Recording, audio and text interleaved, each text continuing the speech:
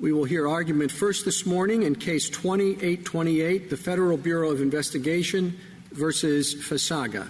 Mr. Kneedler. Mr. Chief Justice, and may it please the Court. The state secrets privilege is firmly grounded in the Constitution and the common law and is critical to safeguarding the national security.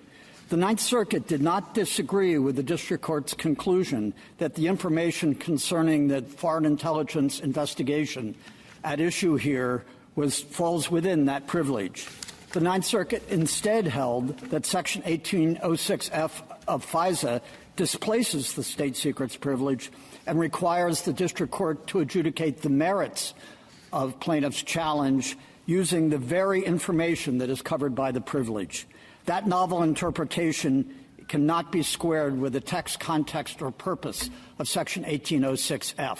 That section's purpose is to provide a special mechanism for the suppression of evidence when the government seeks to use it against an aggrieved person in a judicial proceeding or other proceeding. The Ninth Circuit's first rationale was that the government uses information against a party when it invokes the state secrets privilege. But the government invokes the privilege to prevent the use of information, not to facilitate its use. Indeed, in this case, the government argued and the District Court agreed that because the information concerning the reasons, the subjects, the sources and methods of this foreign intelligence investigation was so central to the case that the First Amendment claim had to be dismissed. The Ninth Circuit's other rationale was equally erroneous. It ruled that plaintiff's prayer for relief seeking an injunction requiring the FBI to destroy or return the information comes within 1806F's reference to a motion or request to discover or obtain surveillance application orders and related materials.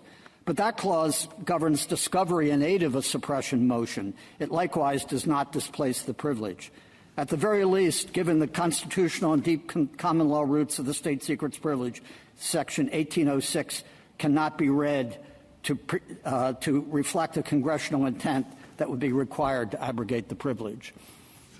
Mr. Kneedler, do you place, a few times in your opening remarks, you referred to this as a common law privilege. Is that your argument, that it's based in common law rather than inheres in executive power? No, we think it's very strongly rooted in executive power. It's also firmly rooted in the common law, and the reflection of it being as part of the executive power goes all the way back to the founding. Many of those early disputes were vis-a-vis Congress, not the courts, but the basic point of the need for the executive to protect information pertaining to the nation's security as being part of the presidential prerogative and the executive branch necessity goes all the way back to the founding. But it's also recognized for very good reasons, the same reasons, really, as a matter of federal common law. One final question. The respondent seems to make quite a bit of the two cases, Totten and Reynolds, and argues that these two have separate doctrines with respect to executive powers or to state secrets. Do you think they're two separate doctrines, or is it just one doctrine? We think at bottom that it's just one doctrine.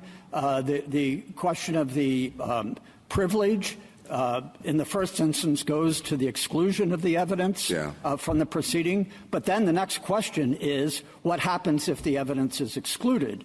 And in that situation, as we argued here, where the evidence is so central, at least where the evidence is so central to the case, or its adjudication would risk disclosing information at the core of the case should be dismissed. And in fact, this Court's decision in Tennant v. Doe rejected the claim, the contention that the doctrine of Totten was simply a contract doctrine. The Court said, in fact, Totten was not so limited. And the Court, quoting the famous passage from Totten, said, "Public policy forbids the maintenance of any suit in a court of justice, the trial of which would inevitably lead to the disclosure of matters which the law itself regards as confidential." And in Reynolds itself, while the court was dealing with a privilege, it pointed out that Totten was a particularly clear case, and it was not necessary to get into the question of evidence because the case concerned the existence of a spy agreement that was central to the case. But I think the way the court referred to Totten indicates that that was an easy case that actually could be dismissed in the face of the complaint, because the face of the complaint was alleging the existence that was of a secret item that was protected by the national security. But if you get further along, maybe the face of the complaint doesn't say that. But as the government's declaration in this case demonstrated, the adjudication of the case, if it went forward, would concern the sources and methods, et cetera, of the foreign intelligence investigation such that plaintiff's First Amendment challenge could not properly be adjudicated. Thank you. I'm sorry, Justice Thomas. No, Did you finish? Thank you. I'm a little confused. I thought the Ninth Circuit here basically only displaced the state secrets privilege with respect to the ability of the judge to determine whether, after reviewing the information that was necessary, that it thought necessary, that it then should determine whether the seizure was lawful or unlawful under 1806. I thought that there were separate writings basically saying that if at that point it found the seizure unlawful, that then it would consider disclosure only. I don't think it said it would disclose if the seizure was lawful. It said it would disclose only if it's unlawful. But I don't know where in any of our jurisprudence we've ever suggested that an in-camera review by a judge threatened national security. Our submission is not that when the government invokes the state secrets privilege, that a court is altogether barred from looking at the in-camera submission by the government to explain why the information is privileged. But the Ninth Circuit went beyond that. It relied on 1806F to actually adjudicate the merits. It said the court should consider all of the constitutional challenges that the plaintiffs are bringing. I'm sorry, 1806 only permits, on its terms, a disclosure if the information is seized unlawfully. So I don't know where you would get that the court was trying to do anything else but determine that. And I think there were some of the majority who wrote separately and said, if the court chooses to disclose then, but that's a big if, assuming that your seizure was unlawful, then it has to be disclosed. I guess my bottom line is you seem to be rendering 1810 a nullity by basically saying if I don't invoke 1806 by the government, by moving to suppress evidence, then and I tell you it's a state secret, even if I seize these materials unlawfully, the petitioners have no claim under 1810. Is that what you're saying? Well, several things. 1810 does not apply to the government. 1810 is only a suit for damages. Exactly. So it cannot be the basis for a suit for an injunction. Well, that's assuming we read 1806 the way you do. No, but no, 1810 lets a person. Yes. 1810 lets a person who's been surveilled unlawfully sue for actual damages, liquidated damages, punitive damages, and reasonable attorney's fees. So assume, as I must on the face of the complaint, that the plaintiffs might be able to prove, without your information, that they have standing because they've been unlawfully surveilled, and they're suing for a violation of 1810. You're claiming that they're not entitled to have the judge determine whether they've been surveilled unlawfully or not. There are 2 points about Section 1806F. One is that it is simply a suppression mechanism, not a determination. Do we need to reach that if we just say that 1806 doesn't displace state secrets? Why would we even reach that question? Well, because there's a threshold question. 1806F only applies, it's triggered by the government's intention or obvious purpose to use the information. You say that the state secrets is not displaced by 1806F. If we agree with that, why would we reach that very knotty question, which in your brief you ask us not to reach, of whether or not a claim under 1810 would permit the judge to look at the materials and say a seizure is unlawful or not? What we've suggested is not before the court is the question of dismissal as a remedy or as a consequence of the invocation of the state secrets privilege. The other arguments we're making go to the interpretation of 1806 itself in terms of when can it be invoked. In our view, it can be invoked only when the government affirmatively will use the information against an aggrieved party. Mr. And the Kneedler, invocation how is that consistent? I mean, I think I understand the argument you made in this respect in your brief, but I'd like to hear it concisely. How is that consistent with the language that any aggrieved person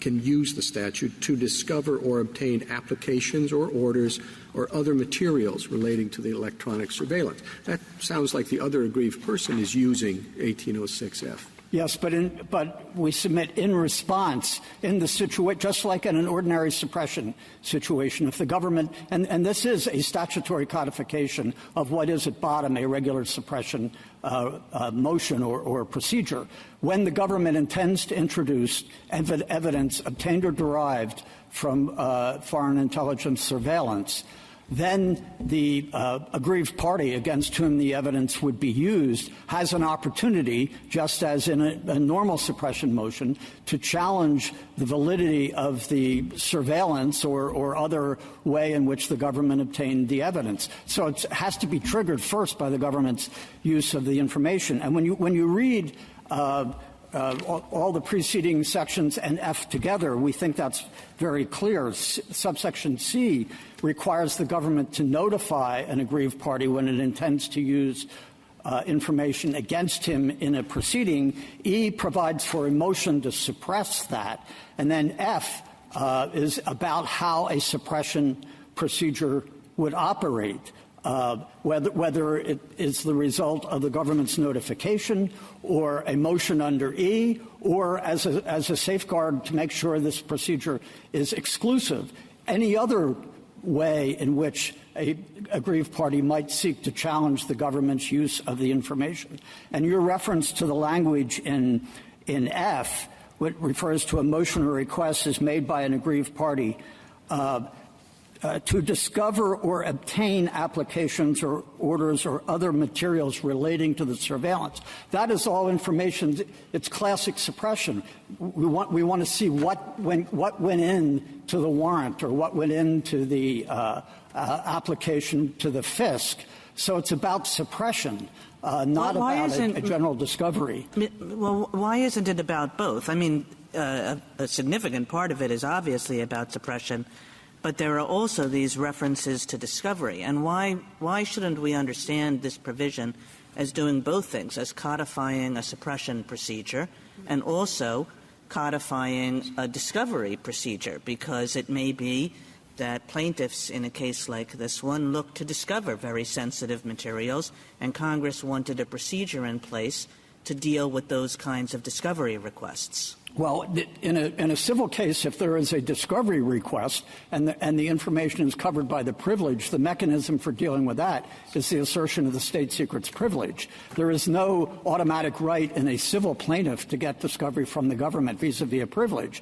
But where the government actually comes forward and says, we want to use this information against you. But you're just excising words from this statute. I mean, this statute is about discovering, obtaining, or suppressing evidence.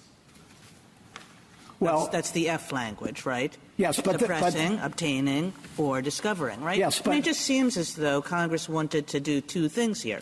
It said, we realize there are these very sensitive materials, and maybe the government will want to use them, and the person will say, oh, that's illegal, the government can't use them. That's one set of circumstances. The other set of circumstances is maybe a plaintiff wants access to those materials, and the government wants to say, no, you can't have them. And that's another way in which this statute says, here are the procedures you use when that occurs. But I think that phrasing has to be looked at in the context of all of the subsections dealing with the government's intent to use. And indeed, Section 1806 as a whole, 1806 is titled Use of Information. Subsection A describes the uses to which the government may put the evidence. It can use it only in connection with minimization procedures. Subsection B says that it can't be turned over for law enforcement purposes without a reservation by the Attorney General. C through G deal with the government's use of the information against a party in a narrow situation in a legal proceeding. Mr. Kneedler, I'm curious.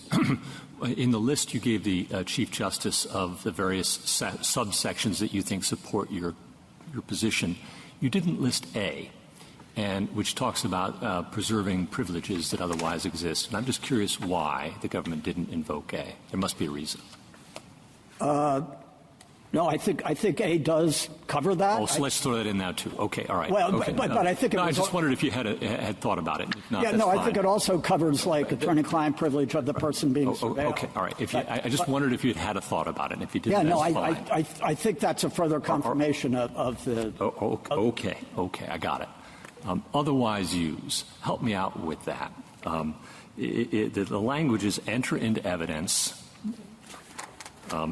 disclose, or otherwise use.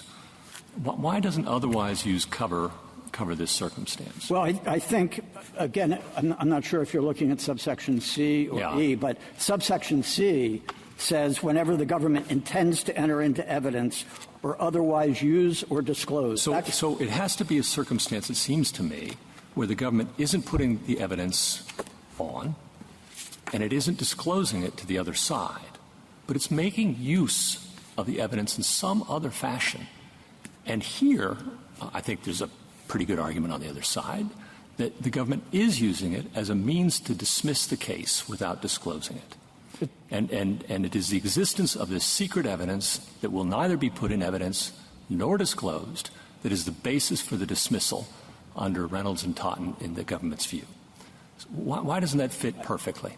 The language enter into evidence or otherwise use or disclose is intended, as we understand it, to be a comprehensive description of any way in which the evidence might but it isn't, because you've got otherwise use. So it can't be that enter into evidence and disclosure are comprehensive. By definition, Congress says they aren't, and that there's another way to use this evidence that doesn't involve its disclosure. Well, use could also, enter into evidence suggests a formal proceeding, either a judicial proceeding or maybe a formal proceeding. I think we have a pretty formal proceeding here, Mr. Kneedler, don't you?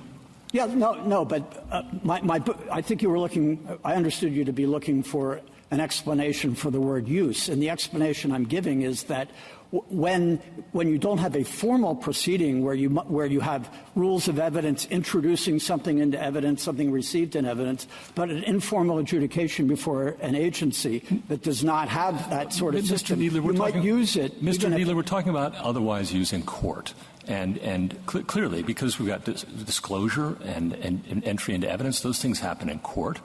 Why couldn't it be, again, that otherwise use might include when the government cites the existence of secret evidence it's not willing to disclose or put in evidence, as a basis for dismissal of the lawsuit. That's using the evidence as an offensive weapon.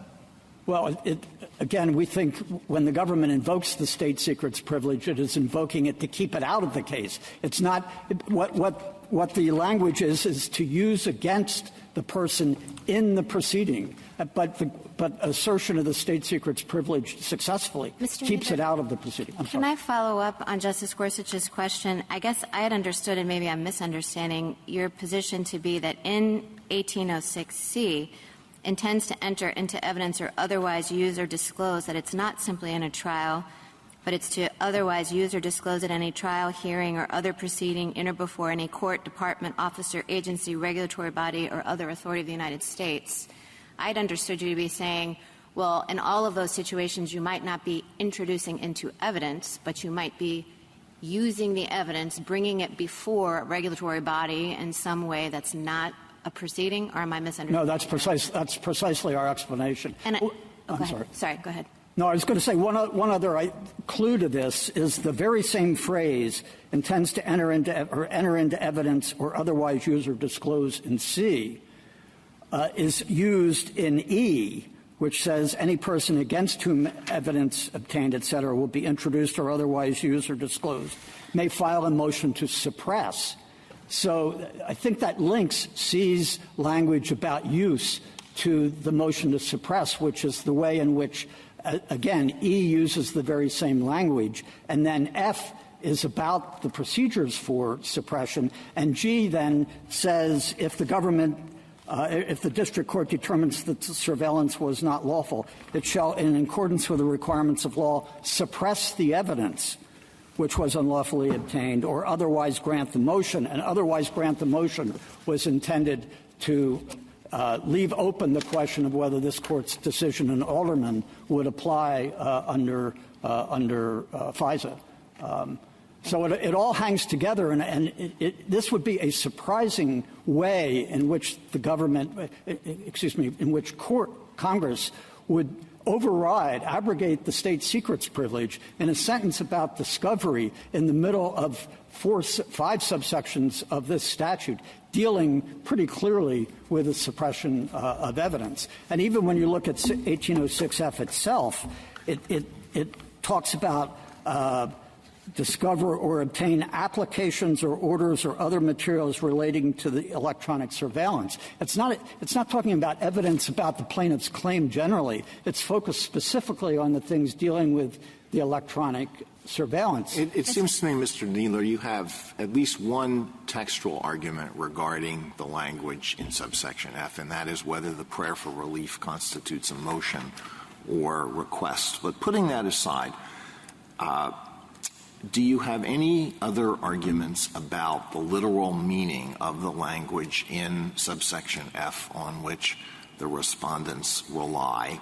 And if you don't, what are the structural features that you rely on? I understand your argument to be based mostly on structure and not on the literal language of subsection F.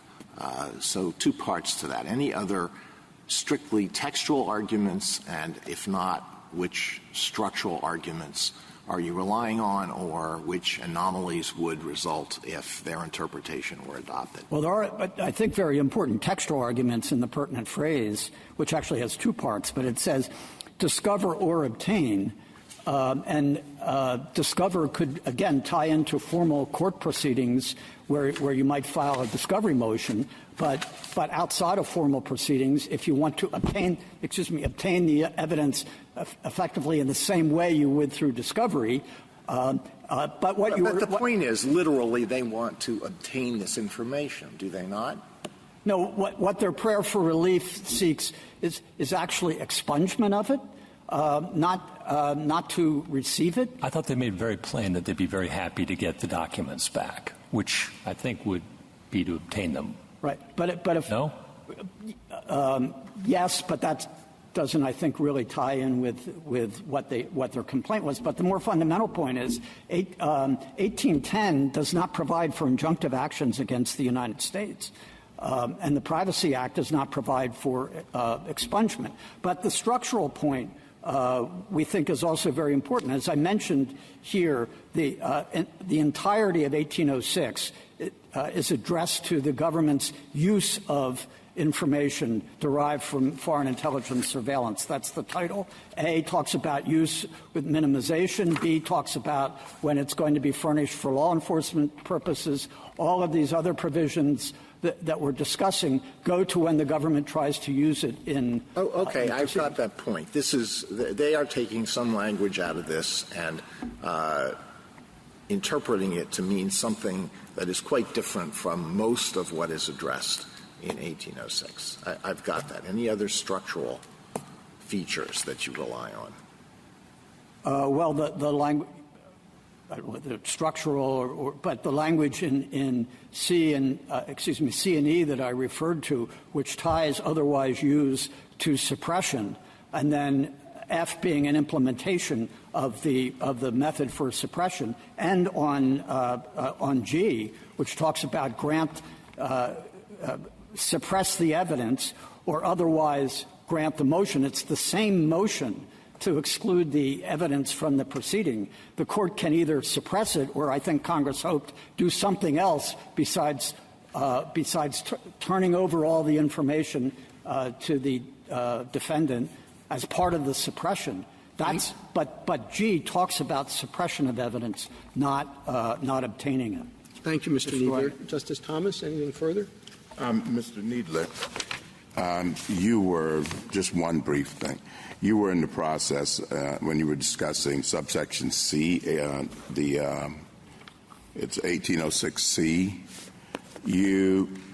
the phrase against an aggrieved person, you were about to tell us what you thought of that before you got distracted. I think that's very important because it shows that it has to be triggered by something that the government is doing before you even get into this procedure. And that's why the word suppress is very important here. If the government intends to use the information against somebody, you can move to suppress it, or if it's in a more informal proceeding, you move to have it excluded or don't consider it, or whatever its equivalent is. Now, there may be some civil proceedings where the evidence, maybe there's an argument shouldn't even be suppressed. But again, it's all, in 1978, it was all directed toward suppression where the government intends to use information against the person in the proceeding, whereas the state secrets privilege keeps it out of the proceeding. Thank you. Justice Breyer? Well, assume you're right, that this particular statute doesn't displace the state secret doctrine. Still, there are many situations in different kinds in which it might arise. This is an unusual one. A plaintiff sues government officials and says you have unlawfully been wiretapping or surveying, whatever, okay? The government goes back and says, Judge, we have a good reason for doing that wiretapping, and we don't want to tell people what it is. Doesn't the judge, shouldn't he still look to see if they're right? I mean, one, maybe they don't.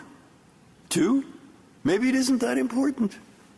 Three, maybe how they got it, legally or illegal, has something to do with whether, and E, maybe there are different ways in which you could disclose some but not all. I mean, wouldn't that be generally true, whether this applies or it doesn't apply? What you're describing, I think, is the normal administration of the state secrets privilege. Mm-hmm. If the government invokes it, yes, we're saying the court can look at it, but it can't use it as a vehicle to decide the merits of the case. Why not? That's Justice Scalia's opinion. I mean, I don't know. Here we have a motion to dismiss, and all we have is that. And before we decide whether the case should have been dismissed or not dismissed, doesn't the district judge and perhaps the Court of Appeals, and for all I know, maybe us, have to look at this information? Yeah, we are not saying that in the normal state secrets case, the court, if necessary, look at it. Can't look at the. Okay, then why don't we just say this? Say this case needn't be dismissed. What should and it doesn't displace. This 1806 doesn't displace anything that's relevant here. but we should send it back. And the Ninth Circuit was wrong. And the district court, and maybe the circuit too, should go and look at the information, if they deem that necessary in terms of the relevance to the case, and decide its relevance, how it was obtained, da-da-da-da-da-da. And then someone can move, like the government. The district keep court, this out, dismiss the case. The district court already did that. The government moved to. And did the Ninth Circuit? The Ninth Circuit did not reach the dismissal question. No. Because so maybe they should go back and say, well, given the nature of this information and how it was obtained, we will review whether the district court was right to dismiss it. Maybe we send it back to the district court, a lot of things. But I mean, my point is there should be a way to look at the information for the court and decide what to do, not whether this particular statute applies or not. I don't know. Yeah, we don't think this statute in this. And that's the end of the case. All we have to do is say that you're happy. I mean, that's what we think the proper disposition is. It should reject the district court or the Court of Appeals' erroneous view of 1806F and that it displaces the state secrets privilege, and have it go back to the Ninth Circuit to review the district court's determination that the evidence was covered by the privilege, which respondent did not challenge below, and then whether dismissal is necessary because those are the evidence questions. is so central to the case. Justice Alito, anything further? Justice Sotomayor? To answer my question directly, 1810 gives any person who's been unlawfully surveilled the right to seek damages, punitive and otherwise, and attorney's fees. If I'm hearing your arguments, you say that if a party has standing, and very few have standing because very few people know they've been surveilled in the way these plaintiffs do. I've had research done, and the only plaintiffs that have standing that I've found where a court has found standing to bring an 1810 claim is the Fourth Circuit case. So, but I think what you're saying to me is if these plaintiffs who appear to have reasonable grounds to believe they were surveilled, so they have standing, that they can't proceed if you claim state secrets. They can't have a judge look at this evidence to determine whether it was lawful or unlawful. Because you say if a judge says it's unlawful, and I don't know how, because if the judge says it's unlawful, how are you injured? All they have to do after that is prove their damages. But you have no defense once they've proven. First of all, we don't believe that they have established aggrieved party status. Whether to what extent or against whom electronic surveillance was used has not been disclosed. And my bottom line is you're saying a person who's been unlawfully surveilled, if the government claims secret, doesn't have recovery under 1810. Unless it could be proved in some other way. Now, they have proved it some other way. You could have. You could have other disclosures of surveillance, maybe in a criminal prosecution or in some other way. There was testimony by the informant here in a criminal proceeding that disclosed some information that could have been the basis for an 1810 proceeding. But our bottom line is 1810 says nothing about the state secrets privilege. But answer my question. Once you claim state secret, you say there's no way to look at the information to determine whether it was unlawfully obtained. But if the requisites for dismissal are satisfied, which means the court agreeing that the information is privileged and that the case cannot proceed because the information is so central. But there's nothing in 1810 that suggests the displacement of the state secrets privilege. And yes, if all those requisites were shown, then yes, the case would not go forward. Justice Kagan? I'm going to follow up on Justice Breyer's question, and I'm not sure I understood the government's position. Is the government's position now that it would be wrong to dismiss on the pleadings without any further inquiry into the nature of the materials and how they affect the lawsuit? No. I mean, the government invoked the state secret's privilege. The district court found it was privileged. The government argued that, therefore, the First Amendment claim needs to be dismissed because that claim is this foreign intelligence surveillance investigation was actually based solely on their First Amendment rights. And to defend against that, it would be necessary to look at the sources, methods, et cetera, of that investigation. So, I think what Justice Breyer was suggesting is, in a case like this, maybe dismissal would be the only appropriate remedy for the problem, but maybe not. It depends, and it depends on some investigation of the materials and how they figure in the case and what harms they present and so forth. And the Ninth Circuit seems to have misunderstood that point. Maybe you contest that point, but the Ninth Circuit seems to say, in a kind of old-fashioned Totten-like way, the government says state secrets and we just have to dismiss it in the ordinary case, putting aside the statute.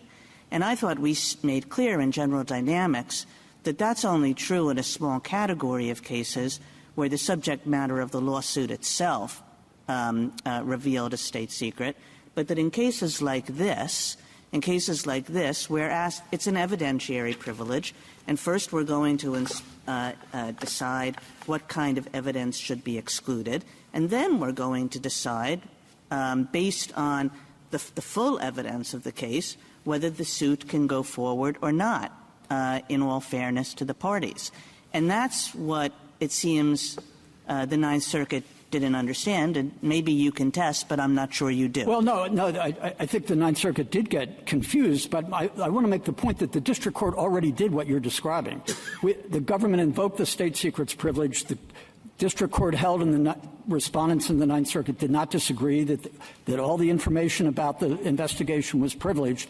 The district court then proceeded to say, can this case properly go forward without that information, and said no, both because that's the very central fact of the case, what was the basis or reason for the investigation, and that can't be adjudicated without delving into that information, or at the very least it would risk disclosure of that. Therefore, that First Amendment claim should be dismissed. That should have been affirmed, in our view, by the Ninth Circuit.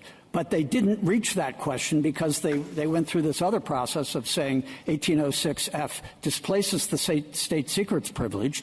Therefore, there's no basis for dismissal under the state secrets privilege, at least as of now. So we think it should go back where we think the Ninth Circuit should affirm the district court's dismissal. But it should have. You think it should affirm, but you're saying the Ninth Circuit should reach that question and should decide that question as to whether all of those conclusions about whether the nature of the evidence required dismissal was correct. Yes. Justice Gorsuch? I'd like to come at that same question from a different angle. Here's where I'm stuck, Mr. Kneedler. Reynolds told us, and General Dynamics reaffirmed, that the state secret privilege allows the government to keep evidence away from a party, but that generally the party is free to prove its case using other evidence. And so the government's really at a choice. Does it want to disclose the evidence and defend itself, or does it want to let a tort judgment go ahead against it and keep national security safe? Okay. And FISA was enacted against that backdrop. And if I were pressed, I would say FISA is perfectly consistent with that understanding of state secrets. The problem is that now the government takes a very much stronger view of what state secrets doctrine is, and it imports a lot of the Totten stuff into it and says anytime we have a secret, we're entitled to use that evidence in our possession without telling you anything about it as a basis for dismissing the suit, more or less as a matter of routine.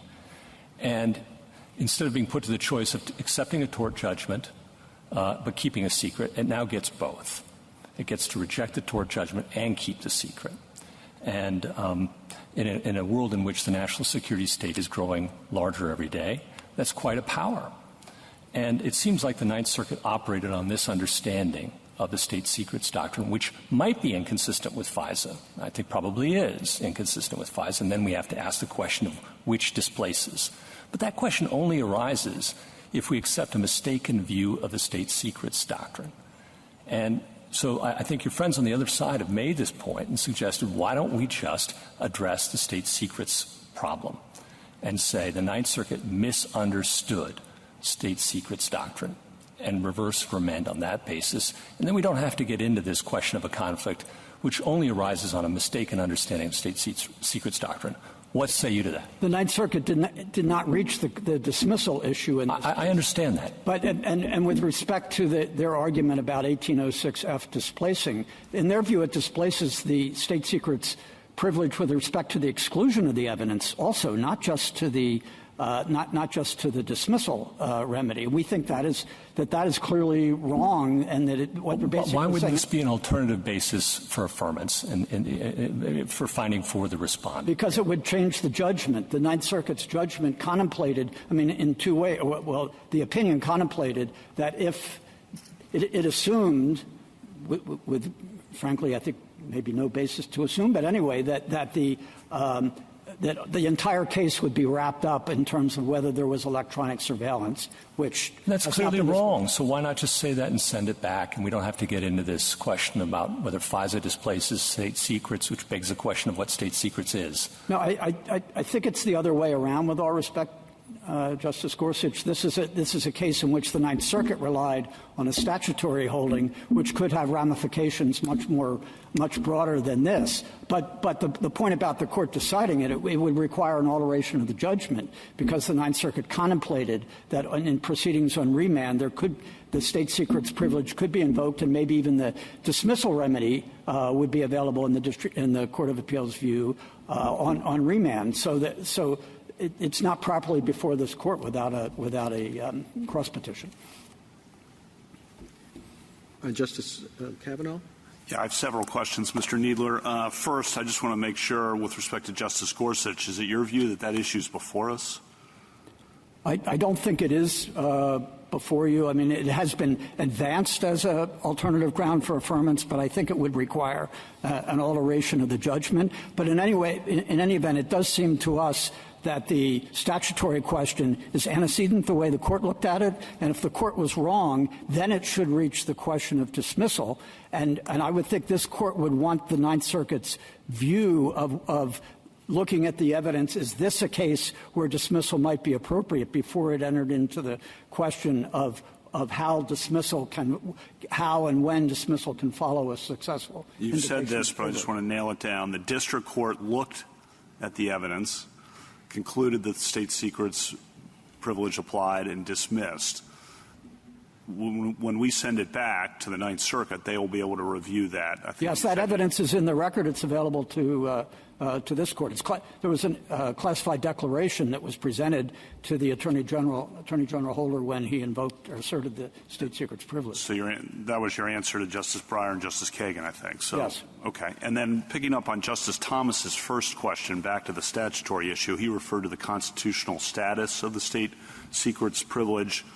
And I think I'd be curious how that plays into our statutory interpretation. I think you said at one point we shouldn't expect Congress to do a drive-by incursion on the state secrets privilege through this kind of language. But how does the potential constitutional backdrop of the state secrets privilege play in? I think the court should insist upon some sort of clear statement or clear indication that Congress intended to abrogate a privilege that is, in our view, critical to the President's exercise of his Article II powers.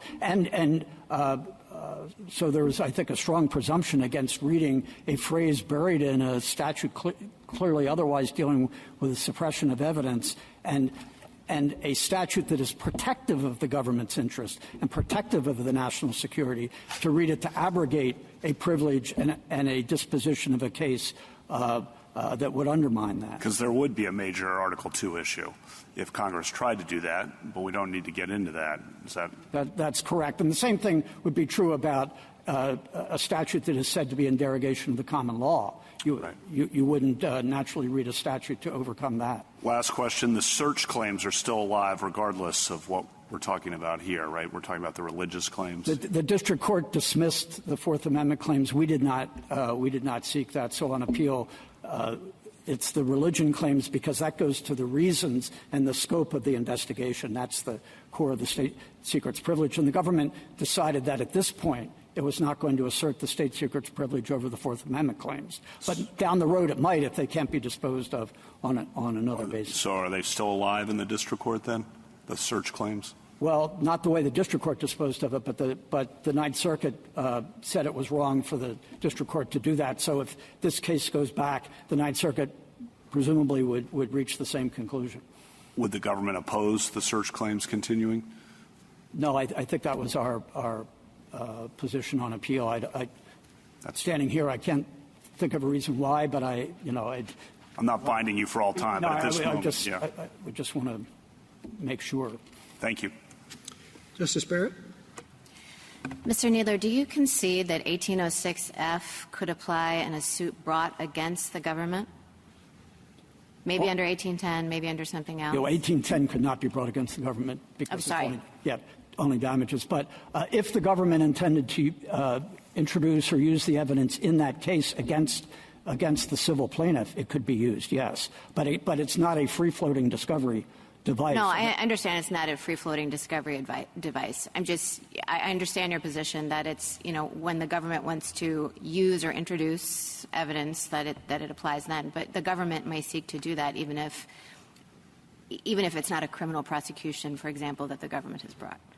Yes, if the government, if a plaintiff brings a suit against the government and the government intends to use the information, right, then 1806F would be available. So you're not taking the position that Judge Bumate took in the Ninth Circuit, where he seemed to view it more as confined to that circumstance? Yeah, no, we think it applies irrespective of who brought the proceeding.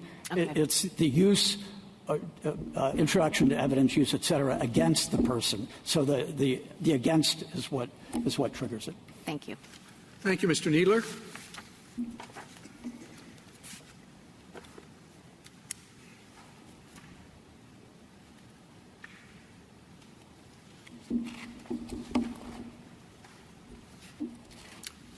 Ms. Carroll? Thank you, Mr. Chief Justice, and may it please the Court. I'd like to make 2 points. First, Section 1806F provides only a narrow mechanism for deciding the admissibility and discoverability of surveillance materials. It does not speak at all to the fact that the government's assertion of the state secrets privilege deprives the individual defendants of a valid defense, a defense that depends not on the surveillance evidence that would be at issue in a FISA proceeding, but on the privileged information about the targets, predicates, and scope of the investigation. Second, adjudicating the individual defendant's liability in camera and ex parte with no jury and no right to participate would violate the Seventh Amendment and Due Process Clause. Even if the Court of Appeals' interpretation were plausible, FISA does not compel it, and this Court should reject a reading that raises those grave concerns. I welcome the Court's questions. If we accept the government's argument, though, we don't have to get to that, right? Accepting the government's argument that FISA does not displace the privilege, I think that resolves the question, because that was the holding of the Ninth Circuit. The Ninth Circuit instructed the district court to decide in camera and ex parte whether the defendants violated the constitutional and statutory provisions. No, I may have confused matters. I mean the constitutional avoidance argument. Correct. These are constitutional issues that would arise if the Court of Appeals' interpretation of FISA were accepted. And I think it's largely undisputed that under the Court of Appeals' reading, you would have an in-camera ex parte adjudication not just of the lawfulness of the surveillance under FISA, but of the ultimate liability on the First Amendment and equal protection claims. And I think it's undisputed that that would violate the individual defendant's jury trial rights and due process rights. Now, Mr. Kneedler, I think, has made some good points that we agree with about the language of 1806F regarding what a use is and what a covered motion or request is. But I think there's just a broader point to make about that statute, and that is that the FISA, both 1806F and, frankly, an 1810 claim, are completely orthogonal to what is at issue in the First Amendment and equal protection claims and the defenses that are necessary to those claims. As has been discussed, the result of an 1806F procedure is limited to suppression or admission of the fruits of the surveillance, so the recordings, and potentially disclosure to the aggrieved party of the application materials and court orders. None of that enables revelation of, or certainly not disclosure to my clients, or the ability to adjudicate the merits and defenses of the religious discrimination claims, which, as I said, don't turn on the surveillance evidence. They turn on who was or was not a target of investigation, why were they under investigation, what were the motivations and predicates, and what was the degree of fit between the methods used and legitimate counterterrorism goals, what were my clients' individual motivations. Those are all classic jury questions. They are questions that are completely subject to the privilege, as Judge Carney found, and they cannot come out even in a limited FISA proceeding, even if we thought that 1806 was available. So I think that that's kind of a broader reason why the statute as a whole can't be read to displace the privilege. The privilege here, as Mr. Kneedler indicated, was properly asserted, and the Court of Appeals did not dispute that. In making that determination, the district court, and he says he paid especially close attention to the classified materials, which the district court described as providing comprehensive and detailed information informing the court as to the sensitive and privileged facts. And Judge Carney concluded from that classified material that it provided essential evidence to showing, quote, that the purported dragnet investigations were not indiscriminate schemes to target Muslims, but were properly predicated and focused. That is the information that the individual defendants need to be able to defend themselves. And this Court recognized in General Dynamics, as the lower courts have uniformly recognized, that it would be manifestly unfair to allow claims to go on in that situation where the government's assertion of the privilege prevents an individual capacity defendant from putting forward a defense that depends on that privileged information, which, again, even if there were some reading of FISA that would allow a limited proceeding in camera to determine the lawfulness of the proceeding under FISA, that has nothing to do with the privileged information and is not a mechanism for bringing it out or allowing my clients to rely on it. Just a couple of quick points on the text of 1806F. Justice Gorsuch, you asked what could the phrase otherwise use mean if we're not talking about entry into evidence. And I agree with Mr. Kneedler that that language certainly covers use of information in a proceeding outside of a court.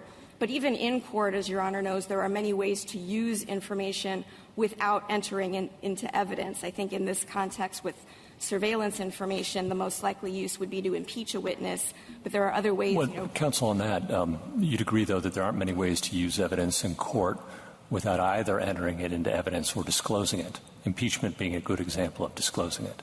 Impeachment, I think, is also a use because you're not it involves disclosure, right? And I think can you think of another example? Refreshing a witness's recollection. Can you think another example? Refreshing recollection, that's a good one. That's a good one. Others?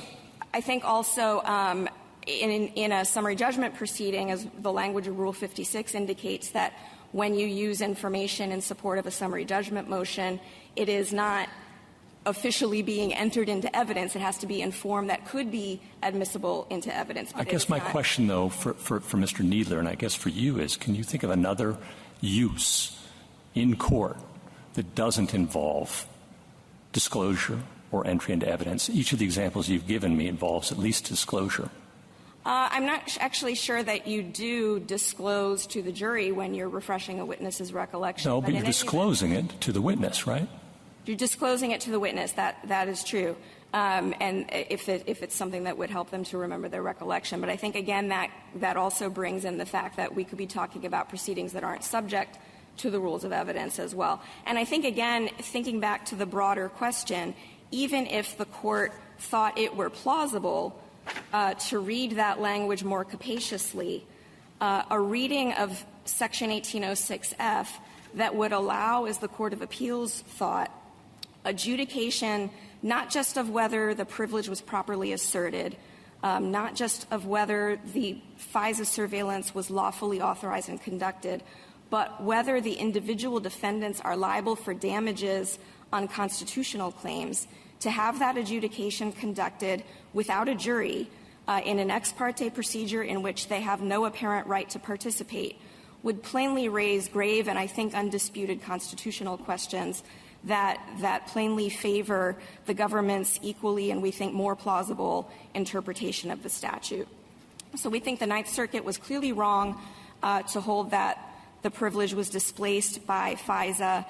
It should, as Mr. Kneedler has suggested, instead have affirmed on the ground that Judge Carney relied on, given that the classified information indicated, as the district court put it, the classified information gives defendants a valid defense that is no longer available because of the assertion of the privilege. Counsel, why is it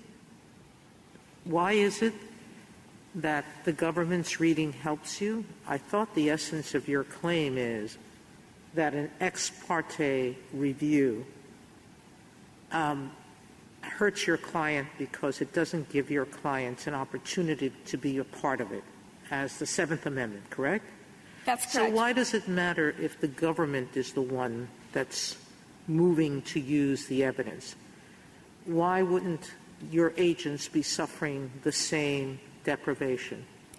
I think it would be, and I think that relates to the broader point I was making, that even if 1806F is invoked, regardless of how you think it could be invoked, it doesn't get to the real problem in this case, which is the unavailability of the privileged information.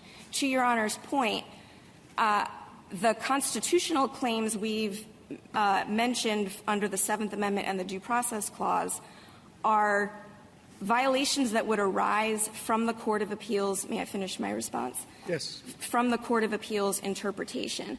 And under the avoidance canon, where this Court has before it two plausible interpretations of the statute, the avoidance canon calls for rejecting the interpretation that would raise those grave questions.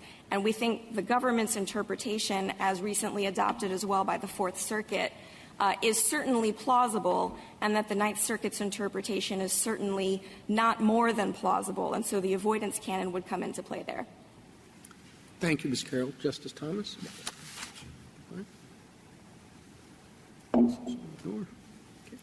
Justice Gorsuch, anything further? No? Justice Barrett? Justice Barrett? Okay. Thank you, counsel.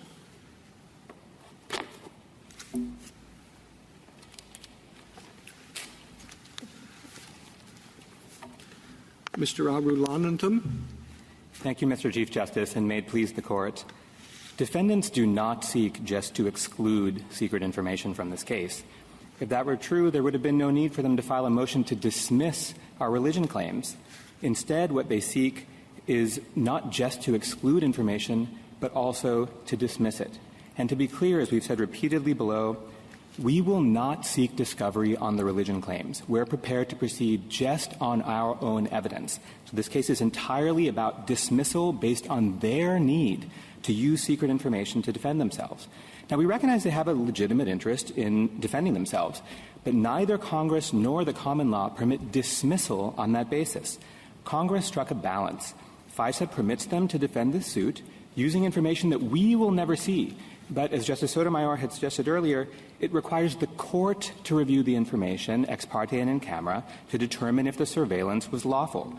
Section 1806, as Justice Gorsuch has already mentioned, applies not just when they seek to enter secret information into evidence, but also when they otherwise use it. Use is very broad. It means to put into service, and otherwise use means, as Justice Gorsuch has been saying, in a different manner. So there has to be a way different from just using or disclosing that's also covered by the statute. Relying on information to win dismissal of a lawsuit is obviously using that information. The government is also wrong on the common law. As General Dynamics explained, the Reynolds privilege is a privilege. The privileged information is excluded, but the case goes on without it. And that's 150 years of case law on which Reynolds relies in both U.S. and England. They can't point to a single case where plaintiffs could make their case without the privileged information, and yet still the court ordered dismissal. Like the widows in Reynolds itself, we are entitled to that opportunity, whether under FISA's rules or under the common law. Lastly, I want to emphasize, again, Your Honors, that the Court of Appeals did not hold that we can ever see privileged evidence. If the district court orders disclosure to us, the government can reassert the privilege. Counsel, can you give me an example of a case where used was employed the way you are suggesting? Yes, Your Honor. In the firearms context, this court has done it even without the word otherwise. Actually, so the court has said, for example, in Bailey v. United States, that just referring to a gun in the course of a criminal transaction is using it. I think also that statute, again, is only use. We have otherwise use. So I think ours is even more broad than the one that the examples that the government uses or Judge Bumate's. And sticking on the same point, if I may, Your Honor, it is conceivable, I suppose, that there might be some other use you could come up with, although I don't think I've heard one yet that is not a disclosure or enter into evidence. But that's not really the question, right? The question is whether when you refer to a document in your motion and say we win and the other side loses their religion claims because of those documents, is that also a use of it? And it just seems perfectly clear that that must be true. But it seems counterintuitive that you would say you use it by excluding it. Yes, Your Honor. And this goes to Justice Gorsuch's point also about the relationship between the common law and FISA. If they were only seeking to exclude it, if they said we will keep it in our vault and then let the chips fall where they may, I don't think that would be a use.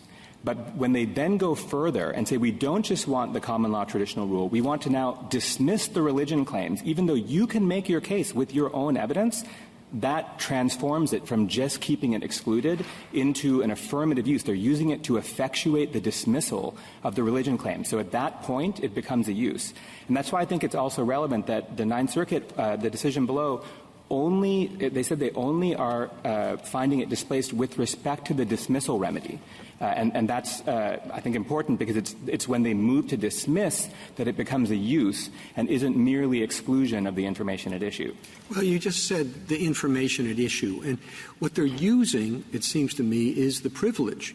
They're not using the information. The whole point of the statutory provision in 1806 is to keep the information from being used.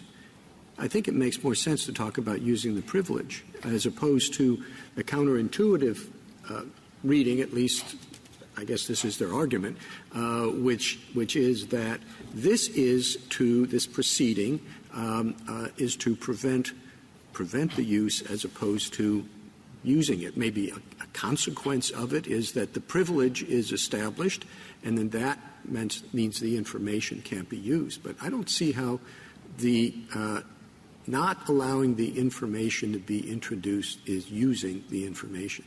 So I don't disagree with Your Honor there. I think if all they were doing was trying to keep it out and nothing else, that would not be a use. And I think it's because they argue that the state secret's privilege actually authorizes dismissal, unlike every other privilege, even when the plaintiffs can move forward without the privileged information. That's why it becomes a use. But to go back to the beginning of your question, Mr. Chief Justice, I think to say that they're using the privilege and not using the information is a little odd. I think they are using the privilege, but the motion makes no sense without the references to the secret information, without the submission of actually two classified declarations and a classified memorandum. So they're using both. And I think that is the most natural meaning of the word otherwise use. I really can't imagine how their motion would make any sense if it didn't refer to the information. So, and once they're referring to it, again, not just to keep it out, but also to win dismissal of the religion claims, that's what makes it into a use. Could they win dismissal by invoking a privilege if there were no evidence to support the invocation of the privilege? Yeah, and we struggled, Your Honor, and could not think of a context in which that would arise. It seems like they have to, in order to win, say it's not just the fact that we're excluding the information, it's also now that the evidence, even though it's out of the case, is actually not out of the case and is doing some kind of work to come and dismiss claims, even though the plaintiffs say that they can make their case without it. But it would be a perfectly natural argument to say we think because of the national security basis, this information cannot be used. I mean, that's how you'd say before the judge, and then the judge is supposed to say, well, you're using it, so you lose. No, again, Your Honor, I really think if that's all they were saying, if they were saying because of the national security implications, this information has to go out of the case, then they would have filed a motion in limine.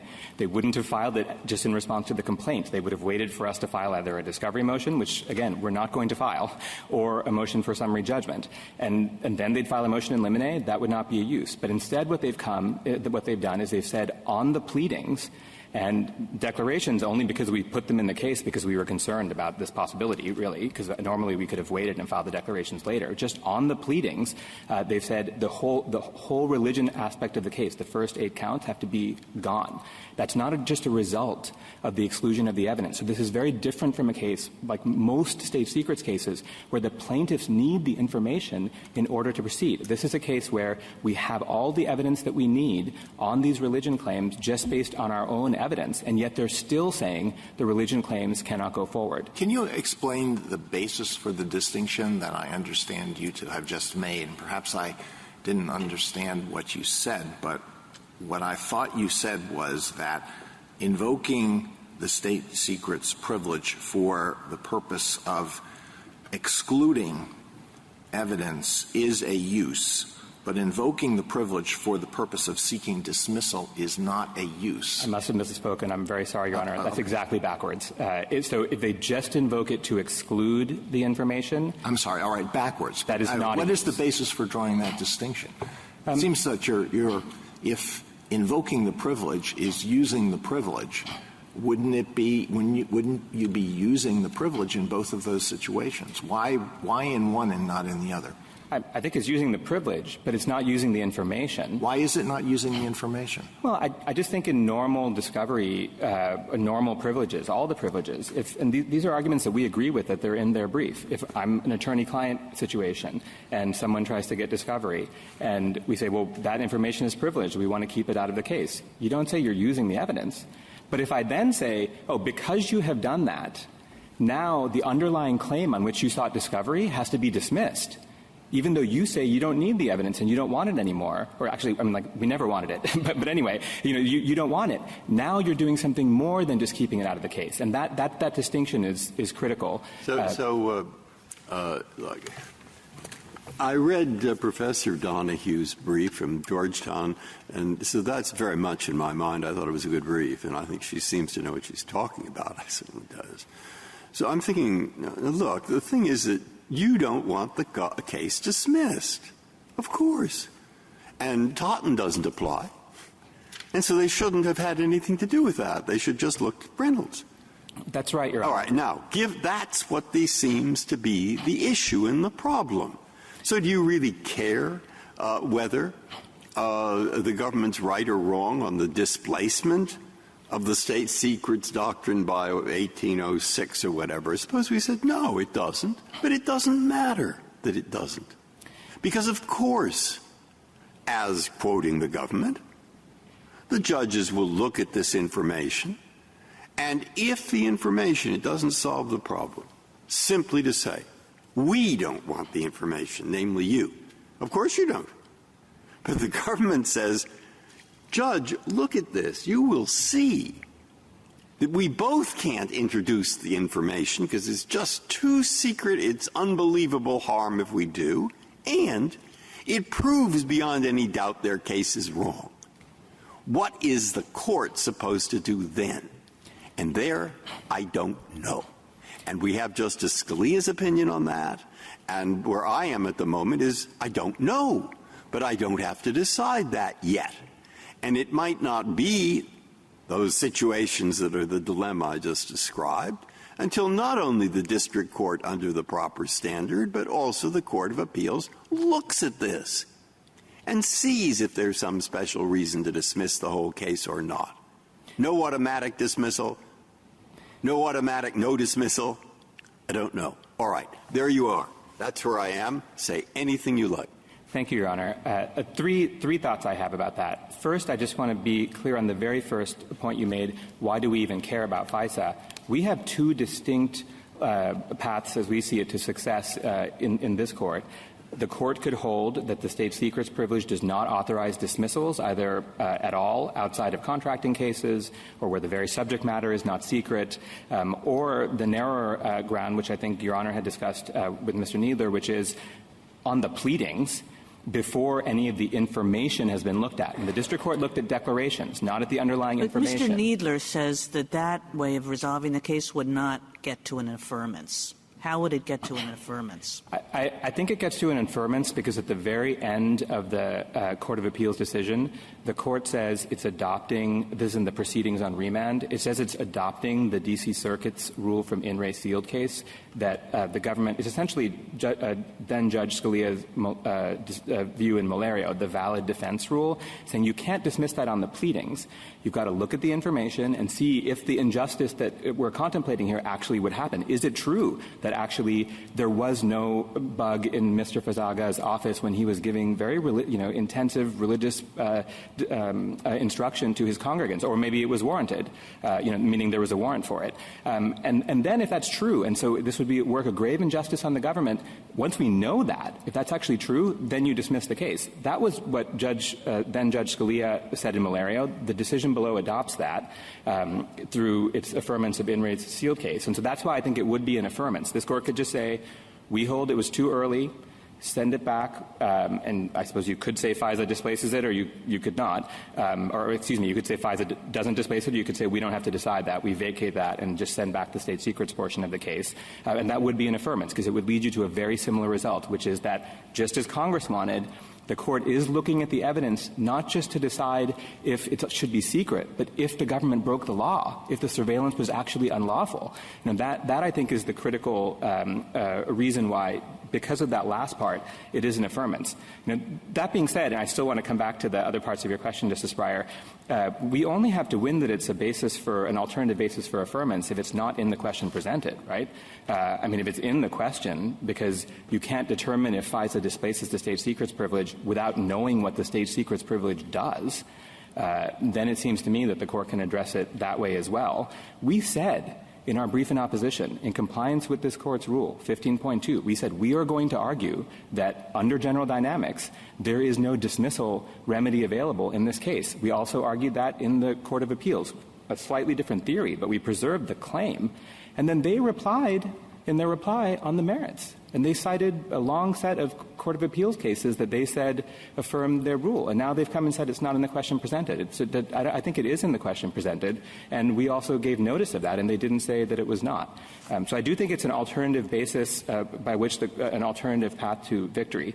But just to go back then to Justice Breyer, the second part of your question, and not to abandon in any way our arguments on FISA, I want to stress another part of our displacement argument, which has actually not been discussed thus far today. 1806F says if the Attorney General files a declaration that disclosure or an adversary hearing would harm national security, then it shall apply these ex parte in-camera procedures that we've been talking about to determine if the surveillance was lawfully authorized and conducted. Now, that standard, the Attorney General files a declaration that disclosure would harm national security, is almost identical to the standard in Reynolds that divulging the information could risk endangering national security. Substantively, the substantive rule is almost identical. And the result of their view is that the same Attorney General declaration, because this declaration satisfies 1806F, it says disclosure of this information would reasonably endanger national security, Attorney General declaration in our case, gives the government two options. They can move to dismiss under state secrets privilege, which is what they've done, Or they can go through 1806F and give the information ex parte and in camera to the court, even though the statute says these are the procedures that shall be applied, notwithstanding any other law, whenever these conditions are met. And so that is a powerful displacement effect, not for the state secrets privilege in general, but for the state secrets privilege as applied to cases involving the domestic electronic surveillance of Americans. And that's all that's issue in this case. It's just about giving the district court ex parte and camera review, not evidence, not disclosure to us, because the decision below says they can reassert the privilege if there's a disclosure to us. But just that aspect, the ex parte and camera review for cases involving domestic electronic surveillance, on that aspect, 1806F occupies the field. It takes away any other options, including outright dismissal under what they say is the state secrets privilege. I guess what strikes me as wrong about that argument is that if you look at 1806 and you just take a step backward and you're not focusing on, like, what does this word mean and what does that word mean, but if you just take a step backward, what 1806 is all about is deciding whether surveillance is legal. And according to 1806, that matters with respect to whether the government can use it in the standard way that illegal evidence can't be used in a proceeding. And for whatever reason, Congress thought it also mattered with respect to discovery requests on the part of, let's say, a plaintiff. And that's a very different focus. You know, was this obtained illegally? Because we think that question has something to do with whether it should be discoverable or whether it should be usable in court, from the normal state secrets inquiry, which is, illegal, legal, who cares? It's just dangerous for national security. Yes, Your Honor. I agree that both parts of that. I certainly agree that the purpose of it is to determine if it was lawfully authorized and conducted.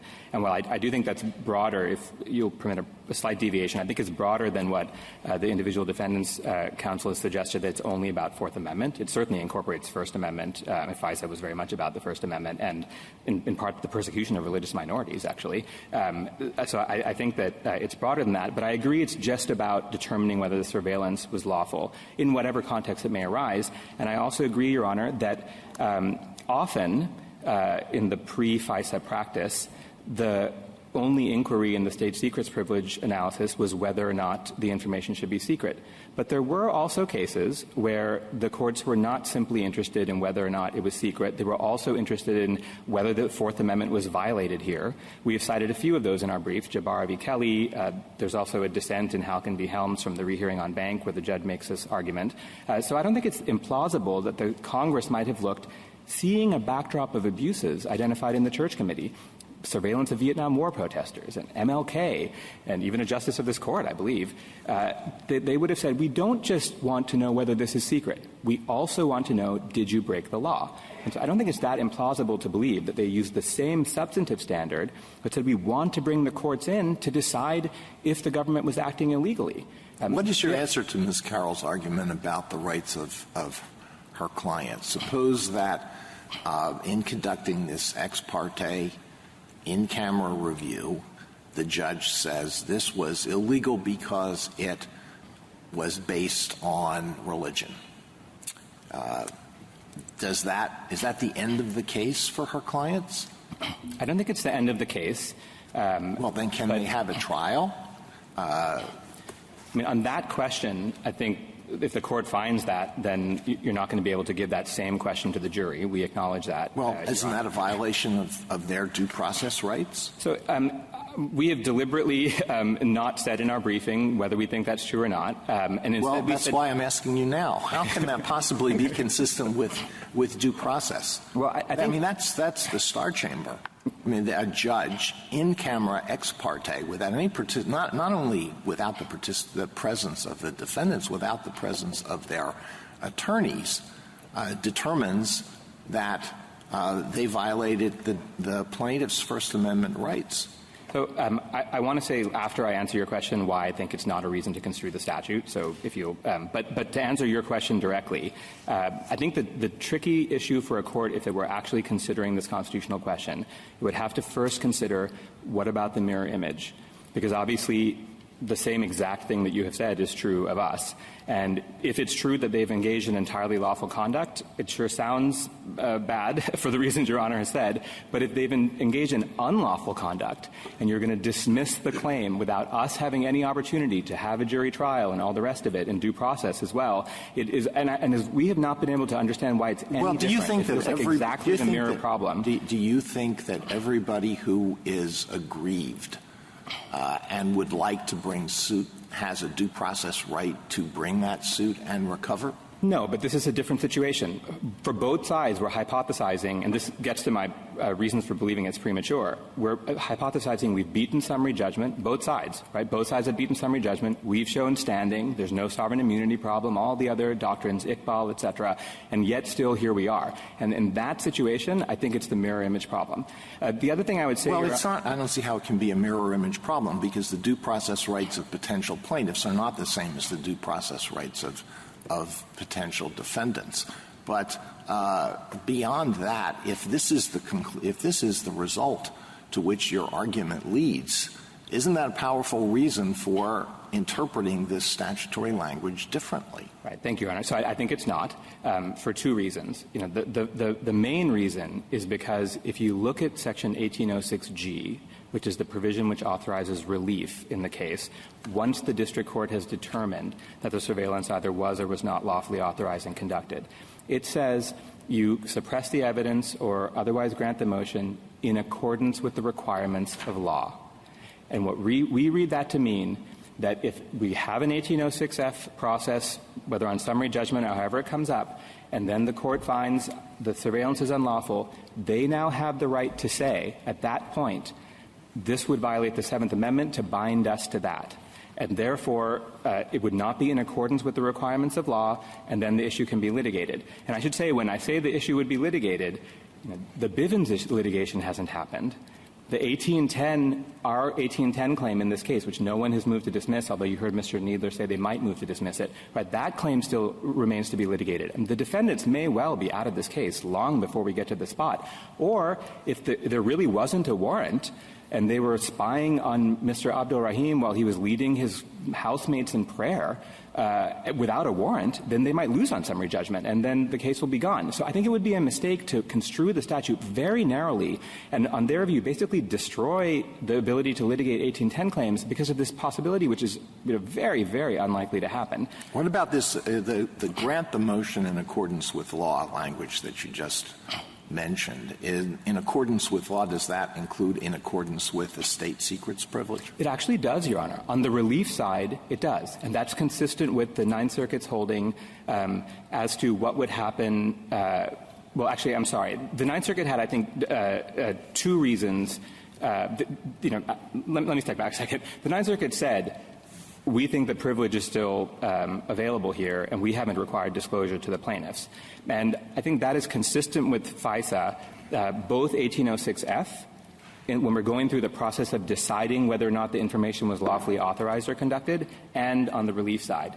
It's consistent on the F part because the statute does not say that the district court shall disclose to the plaintiffs if needed to determine the lawfulness of surveillance. It says you may disclose to the plaintiffs subject to security procedures and protective orders only if needed to determine the lawfulness of the surveillance. And what that means is that the government has the ability to argue in the extremely unlikely event, it's never happened, that it happened once and then it got reversed on appeal. That a district court ordered a disclosure when determining the legality of surveillance to the plaintiffs, right? In the extraordinarily unlikely event that happens, the government will have the ability to come in and say, no, even with protective orders, even with whatever else you want to do with your SCIF or whatever it is, there is no way to protect national security to give this information to them.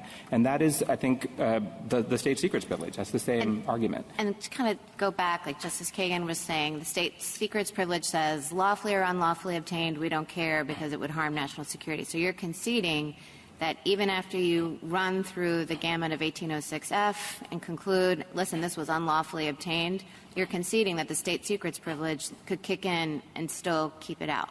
At the relief stage, so it doesn't, the main thing it does is, what FISA does is, it brings the court into the picture where they can see the evidence. But when the portions of it that require disclosure to plaintiffs, that has may in it.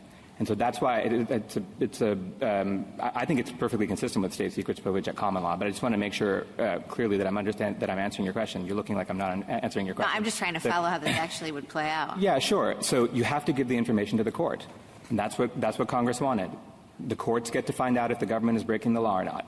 But if you ever want to disclose to the plaintiffs, to go beyond just the court and now go to us and to the public, now the government has the ability to argue that that's not permitted in the interest of national security. So you could be deprived of your opportunity to get relief. Yes, you would lose. Like you couldn't. It was unlawfully obtained, but because it was protected by the state secrets privilege, you can't recover. No. Well, I mean, I think that's possible in some cases. In our particular case, we said the prayer for relief clearly says we want the evidence, the information unlawfully obtained to be destroyed or returned. That's what we said. So I think we have made a request to obtain, absolutely, because we said returned. That's one of the things that we've asked for. But we said destroyed or returned. And that means that, I mean, what we would argue in the district court, if we ever got to the spot, was that, look, even if they say they can't show it to everyone, they still need to destroy it. And that would make a difference. I mean, then our clients would at least still know that the government, whatever records they got from them because, Mr. Fazaga was leading his congregation in prayer, or Mr. Malik decided as a young man to embrace his faith, they would at least know then that got burned because it wasn't right. It wasn't right to spy on them because you thought that they were dangerous just because they were embracing their faith. And so it wouldn't be everything, perhaps that we want, but it's well within the scope of the complaint, and it would also preserve the government's state secrets privilege. That being said, I feel all of this, we're so far ahead of it. Right? All the court would have to decide now in either of the two paths is that FISA displaces the state secrets privilege when the government is seeking to use information as it is here.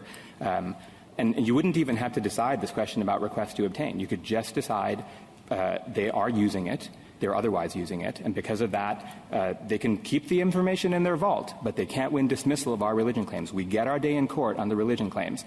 Or the court could decide it was premature to dismiss, I think as Justice Kagan perhaps was suggesting, you could decide it's premature to dismiss on state secrets at this stage. Where does Article 2 fit into your analysis? Because Judge Bumate and then Judge Diaz on the Fourth Circuit both started with an Article 2 backdrop and the roots of the state secrets privilege and said in interpreting 1806F, we think this is the better reading as a matter of text, but we also think this would be a very odd way for Congress to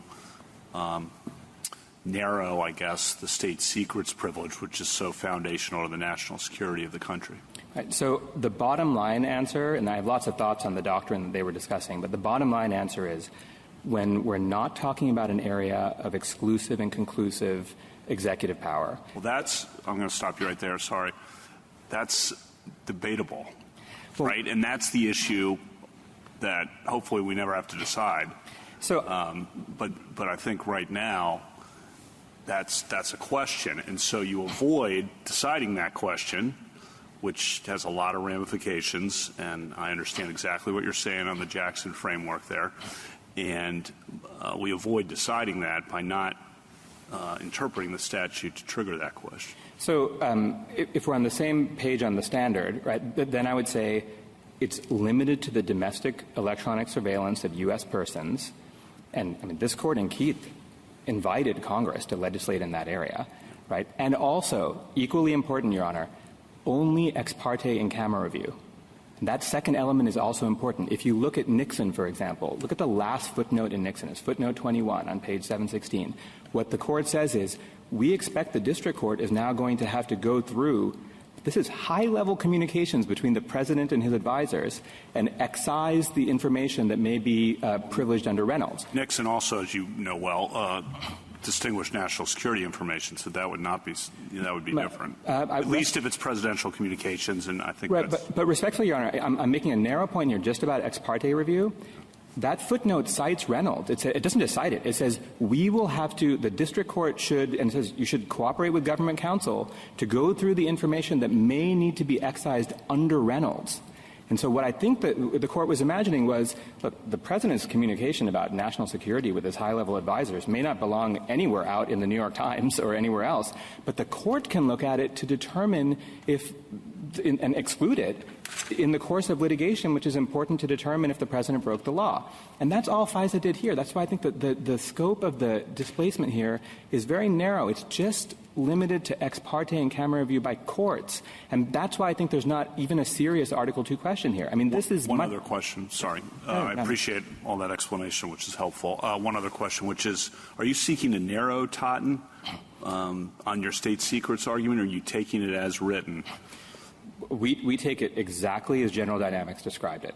Okay. And our view also as Tenet described it. Yeah. Yes, Your Honor. And I know you had asked, I can't remember, I think it's Mr. Needler, about the passage in Totten where they say, look, judicial, I can't remember the exact language, but it's something like review of any matter that could give rise to the divulging of secret information, that passage. And I would just point to the fact this is the same passage that's picked up in Tenet and that the government relies on to say it's broad. The very next paragraph there, the court says, I'm talking about Totten now, as a general matter, we can say that suits about matters which are sort of inherently secret cannot be maintained. And what they cite is marital communication, attorney-client communication, all of these things, regular privilege law. That part of the case is actually not resting on a national security rationale. It's just saying, look, if I want to sue my wife over a promise that she made in the kitchen or something, that's going to be barred, and the court can figure that out very early. You don't need to wait for discovery to figure out that obviously that suit is barred. To pick up Justice Breyer's question earlier, though, it doesn't seem like we need to get into that. If we agree with the government, I know you don't want us to, but if we agree with the government on the 1806F issue and send it back to the Ninth Circuit, as Justice Breyer and Justice Kagan described and I mentioned earlier, all of these kinds of issues can be fleshed out and come back to us where that's the central focus of the case. I feel like I'd be doing a drive-by in this case on a massively important issue if we get into that. Yeah, I agree, Your Honor, that the narrowest ruling in our favor, probably in the whole case, yeah. I mean, I think the otherwise use, maybe I'm the only one, or maybe not, I don't know, but I think otherwise use is very plausible as a ground of statutory interpretation for FISA, and you don't need to get into the question, Justice Sotomayor, you had asked about whether plaintiffs can use it in discovery if you find the government is using it here. Right? But the narrowest ground, perhaps even narrower than that, would just be to say it was wrong to dismiss on the pleadings in this case. We know the very subject matter of this case is not a state secret. The government said this person worked for them. They said they expect the majority of the audio and video will be available for the litigation below. And the district court still dismissed the whole thing without ever looking to see whether I'm sorry to interrupt. The Ninth Circuit hasn't really passed on that yet. They didn't. Why would we pass on it before the Ninth Circuit did? That would seem out of order to me. Well, yes, it's true. Our argument that the dismissal was premature, that was our primary argument. I guess the issue is that I read their brief, perhaps you can ask them, but I read their brief to be arguing for an affirmance, going underneath, an affirmance of the district court order. And you cannot affirm the district court order. But maybe that's wrong. Maybe that's not what they're saying. Well, I guess I heard a little different from Mr. Needler, but he can get back into that on rebuttal. Yes, but I think the court could also say we disagree on FISA, but we want you, Court of Appeals, to address the prematurity argument, and state secret is nowhere here. I think I would say if Your Honors find that the question presented does not include state secrets at all, then that would also mean you shouldn't touch the valid defense issues that are in the case as well. I'd like your help with a related problem, and that is, asking this question that we're struggling with about 1806's consistency with state secrets, raises the question what state secrets is. And in 1978, when the Church Committee issued its report and Congress adopted FISA, Reynolds was on the books, and that was pretty much it. And Totten was over there having to do with contracts with spies. And so the state secrets doctrine pretty clearly meant you exclude the evidence and the case continues. It's only since then, in relatively recent times, that the government has asserted the Totten bar really kicks in a lot of cases and that lower courts have run with that ball. So asking what the state secrets means today and whether that implicates FISA seems to be a different question. Yes, I completely agree, Your Honor. I would note that in their long string cite footnote in their reply brief where they say, here's all the Court of Appeals cases, and leaving aside that most of those cases are about where the plaintiff can't make their case, but even leaving that aside, the string cite ends before 1978. It ends around 1980, I think. I mean, there's even in all of the cases that they've cited, they don't prove that dismissal was a contemplated remedy under state secrets outside the government contracting context in 1978. And I think it's quite clear that actually in 1978, if you look there's lots of state secret cases. These are in Professor Donohue's brief, among other places, and actually several of them are in ours as well. But it's very clear that that prior rule, the evidence was excluded and the case goes on without it. I mean, we cite cases from England from the early 1800s, Wyatt v. Gore. I'm sorry to interrupt, but I do want to interrupt because I think my real problem and what I'm hoping for an answer for, we're in tremendous agreement on this point, but what I'm struggling with is the case was asked us, does FISA displace state secrets doctrine? And if this Court hasn't definitively answered what the state secrets doctrine is, that's hard. And if Congress had in mind one version of the state secrets doctrine, is that the one that's relevant that we should be asking about? Or do we ask something other question? I mean, that's what I need your help with. I see. I haven't thought, to be perfectly honest, about whether the question presented is incorporating today's understanding versus that one. I think when you're looking at what Congress contemplated, I can answer that part of the question for you. Congress, obviously, in 1978 is thinking about state secrets doctrine in 1978. And so the fact that they are saying, oh, look, FISA is not displaced, and yes, allow us to dismiss claims, that doesn't make any sense. Because if you're going to say, okay, freeze the world and operate as it existed in 1978, then you can't be giving them a dismissal remedy. I don't know if that satisfactorily answers your question, but that's my view on that subject. I also think that if the Court thinks that the state secrets question is not within the question presented, if that's the Court's view, then but the Court also thinks that the district court can proceed on the state secrets question. I'm not sure there's a rationale for answering either one, to be perfectly honest with you. But yeah, that's my view on that. What happens in your view in this situation? The plaintiff claims that electronic surveillance was conducted for discriminatory reasons in violation of the plaintiff's right to the free exercise of religion, makes that a prima facie case. That's not that hard to do in an employment case. The evidence obtained through the electronic surveillance shows without any doubt that, in fact, the surveillance was not based on the plaintiff's religion. It was based on the fact that there was evidence that the plaintiff is a terrorist. What happens in that situation? And the latter is covered by state secrets, and the government says this can't be, this is too sensitive to be disclosed. What happens there? Yeah, I think there's two options. Under the decision below, which adopts the D.C. Circuit's view, which sort of based on the Malario decision that we discussed earlier, Judge Scalia's view, the Court can look at that information, find the exact finding that you just made, and then rule for the defendants. That's one view. And the common law view is different. The common law view is that, look, privilege sometimes hurts one side, sometimes hurts the other side. It often leaves evidence out that probably would have resulted in a victory. You let the chips fall where they may.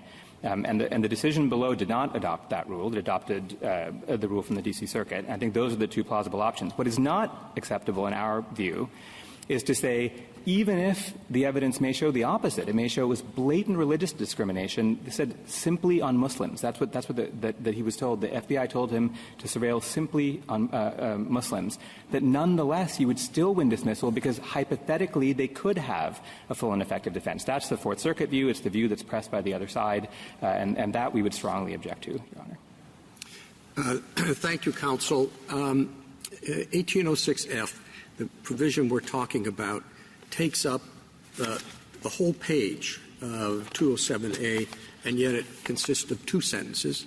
The sentence we've been talking about is 20 lines, And squirreled away in there are these few words that you're relying on for displacement of the state secrets privilege, for a reading of FISA that has enormous consequences for state secrets, for national security. And I just wonder, why would Congress put such significant language stuck in this provision? Isn't that an oblique way to have the consequences you're ascribing to that language? The jargon in our opinions, as you know, is this is, burying an elephant in a mouse hole, which is a little overused. But what's the answer to that? Yes, so I favor short declarative sentences. But, leaving that aside, I disagree with their claim that FISA as a whole is hiding anything in a mouse hole. It's passed in the wake of extensive abuses that were uncovered by the Church Committee. And this provision, it says if the Attorney General, perhaps it should have been written in a sentence or in its own section. I would have probably put it in 3 sections, I think, if you think of its parts. But it clearly says that if the Attorney General finds that disclosure of the information or an adversarial hearing would harm national security, then you adopt the ex parte in camera review process and determine if the surveillance was lawful. So, I'm sorry, go ahead. No, I think this is a statute about domestic electronic surveillance. The whole thing is, it creates the Foreign Intelligence Surveillance Court. It does all these things, as Your Honor obviously knows. I just don't see this as a mouse hole. If it were trying to displace state secrets privilege in other contexts, not related to electronic surveillance, I think there'd be a better argument that it doesn't make any sense that they did this here. But the displacement is only in the sense that it creates all the procedures, the exclusive procedures for how you litigate cases about surveillance. I think your argument really does hinge on the or other materials language. Everything else is consistent with Mr. Needler's point that this governs when the government wants to introduce evidence and not affording a vehicle for what the court below did. No, Your Honor. I would say there's 2 parts that really contradict that view. One is the plain language, any motion or request under any other statute or rule, which they really have to add words into and say any motion about admissibility or in response to. They're having to cram narrowing construction onto this very broad text. The second point, and I think this is something Justice Sotomayor said right early on, is on their view, and I think Mr. Needler agreed with this, they can just dismiss 1810 claims. They can just win dismissal of 1810 claims on the state secrets privilege. So Justice Alito had asked about structural considerations earlier. The structural argument in our favor is extraordinarily strong. On their view, every 1810 claim they can just pick. And the ones they want to dismiss on state secrets, they can dismiss it using the same Attorney General declaration that is described in 1806F. So I think those are our 2 arguments, strongest arguments for why that part, the request to obtain part of the case, part of our argument goes for us. Obviously, the use argument is different, right? If we win on that, then we don't have to get into this. Thank you. Justice Thomas? Ms. Meyer? A technical argument about the use provision. The use provision requires the government to give notice that it is going to use the information. And that makes sense when the government wants to introduce it at trial, so it gives notice that it's going to use it at trial, and that allows the other party to move to suppress the evidence. But what sense does it make to require prior notice when what the government is going to do is to invoke the state secrets privilege? You just invoke the state secrets privilege. We have to send a notice that says we intend to invoke the state secrets privilege, and now we invoke the state secrets privilege. Does that make any sense? I think it does. In this case, it served a useful function. They filed a notice of motion, and then they filed the motion. And we said, as a preliminary matter, before even briefing it, we tried to make some of these Totten versus Reynolds kinds of arguments to the district court. And we said, don't even look at the information. First decide as a threshold matter whether or not the state secrets doctrine can apply here. And we said it may be a necessary evil that you'll have to look at the ex parte information, but if you can avoid doing that, that would be better. We said it's presumptively unconstitutional. So it served a very important function here. We lost, obviously, that argument. But I think it served a very important function here. I do think it's important for that reason. One other question. Under 1806, do you think that the judge must be able to look at all of the evidence to the extent it's necessary to decide whether the surveillance was lawful? It's applications, orders, and such other materials as are necessary to determine. I don't know what the scope of such other materials is. The Court of Appeals predicted, it didn't decide, it predicted that the scope of evidence that would be reviewable to determine whether the clearly electronic surveillance for FISA purposes, like him leaving recording devices in a prayer hall and walking away, to decide if that was discriminatory on the basis of religion would be the same information that you would need to decide if, say, his consensual conversations were also in violation of the Free Exercise Clause. But the Court said, if that's wrong, then that's fine. Then the district court can say it's wrong, and then it can separate. It can apply normal or state secret privilege. What I'm interested in is this: in cases involving the state secrets privilege, isn't it true that the court does not necessarily look at all of the evidence? There are situations in which the evidence is too sensitive. Think of the most secret evidence that the government possesses. Yet 1806 seems to say that the court reviews ex parte in camera that evidence if it has a bearing on whether the surveillance was lawfully conducted. And so our position would be that FISA brings the courts into the process, and so the government can always choose not to rely on some piece of information. It doesn't even want to give it to a court because it's worried the court might leak the information, and they can choose to do that. But if they want to use it to show that the surveillance was lawful, they have to give it to the court as long as it's within that such other materials relating to surveillance. But that's what we think. I'm not sure the court has to address that question here. Obviously, it's, again, quite premature.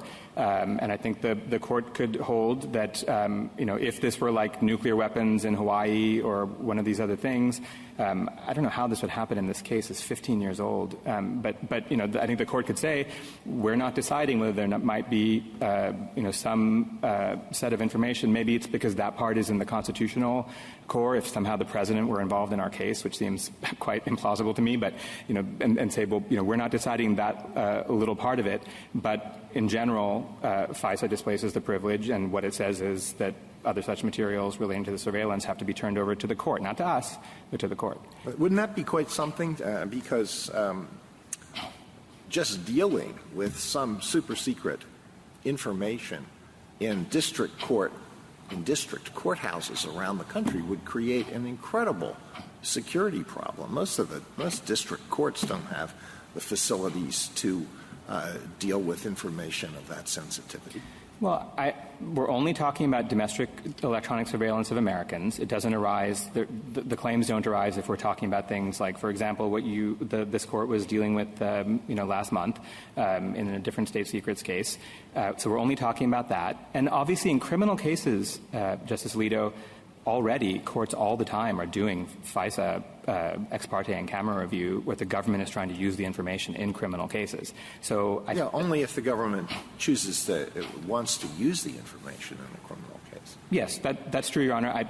Our view is that Congress thought in this context, given the history of abuse that had happened in this particular area, it was important to interpose the courts to play their role to ensure that surveillance remained within the confines of the law. Justice Sotomayor? Counsel, you disclaim wanting to use this information. The government hasn't made a motion to use it. It made a motion to dismiss. You concede that whether or not that motion to dismiss is appropriate under Reynolds and general dynamics and all that case law shouldn't be addressed by us, correct? No, Your Honor. I believe it's within the question presented, and the court has the authority. And we did argue it below. We said yes, we put it in the BIO. So but our position you is agree that it hasn't been properly briefed before us. And the Ninth Circuit didn't look at that. No, the Ninth Circuit didn't look at that because on bank 6-5 in the Jeppesen decision, it ruled that Totten and Reynolds were on a continuum. Right. And this was before General Dynamics. Exactly. So right. So that hasn't been really addressed by them, not the way you've argued it before. No, Your Honor. It was foreclosed under circuit precedent, so we didn't make this argument there. So if you were to lose, and I know you desperately don't want to, but assume my assumption that all we hold is that no one's invoked 1806 here, and we send it back for the court below to decide how state secrets interacts with a motion to dismiss. Is that the narrowest ruling that we could issue? Yes, Your Honor. I think holding that either, as I had discussed with Justice Kavanaugh, either that you shouldn't have dismissed on the pleadings or that we want the Ninth Circuit to decide if you should have dismissed on the pleadings. I would just note, I guess, that the en-banc Ninth Circuit foreclosed our argument about the scope of the Reynolds privilege here. It was before General Dynamics, so perhaps we could argue, hey, look. Exactly. So we tell them, look at your holding in light of General Dynamics. Yes, Your Honor. They should do that anyway. Yes, Your Honor. Yes, Your Honor. That would be the narrowest. Thank you. Justice Kagan? So this question doesn't assume you lose. Suppose, just on this question of the relationship between the two questions, suppose that the easiest question in this case, I think, is the question of when dismissal is appropriate, and that the Ninth Circuit decision was in some important way premised on an incorrect understanding of when dismissal is appropriate in a state secrets case. And suppose, too, that I find the 1806 questions quite difficult, and if the entire discussion of the Ninth Circuit was premised on this error about state secrets dismissals, one wouldn't have to get into that. That would seem an attractive solution to me. But that leaves an opinion on the books, which may well be wrong, that the Ninth Circuit's view of 1806, in fact, is incorrect. So what should I do? I think the court could affirm on the alternative ground, but that would still leave the Ninth Circuit opinion on the books, I guess, is your point, Your Honor. I guess I suppose the court could say, under these circumstances, where our first argument to the Ninth Circuit was the dismissal was premature, perhaps the court should say, we think that the court should have addressed that question first, and for that reason we vacate the decision and ask the court to address that question first. I'm not sure. Under that view, you wouldn't say whether it was right or it was wrong. You were saying that under these circumstances, given the significance of the issues or, for whatever other reasons, we think it more appropriate to address the question whether the dismissal here was premature. The district court did not look at the actual underlying evidence. The district court didn't explain why, when we said we would move on our summary judgment on the religion claims, didn't say why that would still somehow lead to inevitably the disclosure of information, unless they carried the risk. It was them that caused the risk. So I suppose Your Honor could take that approach. I feel like your question sort of did assume we would lose on FISA in the end. Our view is that the court could also affirm on either of those two grounds, but I guess Your Honor already knew that. So, have I answered your question? I sense, yeah. Justice Gorsuch? I just want to make sure I understand your answer to the question. It might be possible, I think you're saying, to vacate and remand the case and say it was premature for the Ninth Circuit to determine that FISA displaced state secrets without first asking what state secrets is and how it applies to this case. Yes, Your Honor, and we would say, as Justice Sotomayor had suggested, particularly in light of general dynamics. Okay. And there's two, if I may, Your Honor, there's two aspects to that. One is whether dismissal is available in light of general dynamics, and the other is the prematurity part, whether you can do it on the pleadings or you have to let the case play out. Got it. Thank you. Justice Kavanaugh? One follow-up on the Article 2 discussion we were having earlier. Appreciate your answers on that, just so I'm clear and about what I'm suggesting. I agree with you there'd be real doubts about whether the executive's power, Article 2 power to conduct domestic surveillance would be exclusive and preclusive under Category 3 of the Jackson Framework. So I agree that would be doubtful in my view, although we haven't said that. But at a minimum, I think the government is saying in this separation of powers back and forth between the executive and Congress, what the executive is due is that Congress speak clearly, directly, give some clearer indication of an intent to intrude on the state secrets privilege than we have here in the Chief Justice's questions about a few words and Justice Alito's questions, which I would certainly second, that district court, that this kind of information, depending on what it is not the kind of information you want floating around, even in the White House, to people, much less floating around the country, depending on what it is, of course. So on that question, that Article 2 influences the reading is kind of what I'm getting at with Article 2, not the exclusive preclusive. Mm-hmm. Yeah, I think there are other statutes that have already crossed this bridge. FOIA Exemption 1 and the post-EPA v. Mink congressional action on that is one. SEPA, even FISA, other provisions of FISA, which require very extremely sensitive programs that the government is running to be disclosed to this court. So in that sense, I don't think there's when we're talking about domestic electronic surveillance and only ex parte review and all that, that's sort of the answer I give before.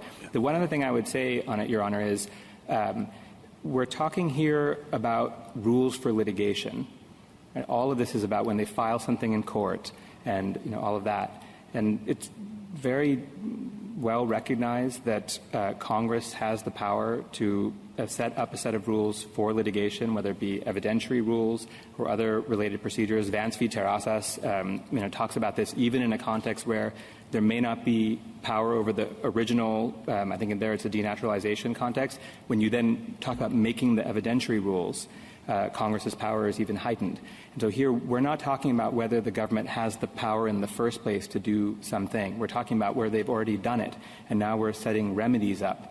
1806F and 1810 are mechanisms, and even if you believe them that it's about government's use, the whole thing is about what happens in court. And so I think they're also we're far afield from what I would think of as potential core Article 2 concerns. Thank you. Justice Barrett. I do have a question. It's a follow-up to something Justice Alito asked you earlier. He said to posit, you have religion claims in the suit, and the suit is about whether the surveillance violated or discriminated on the basis of religion. But review of the application and the related documents shows that there was no religious discrimination. It was based on, very good evidence that the targets were terrorists.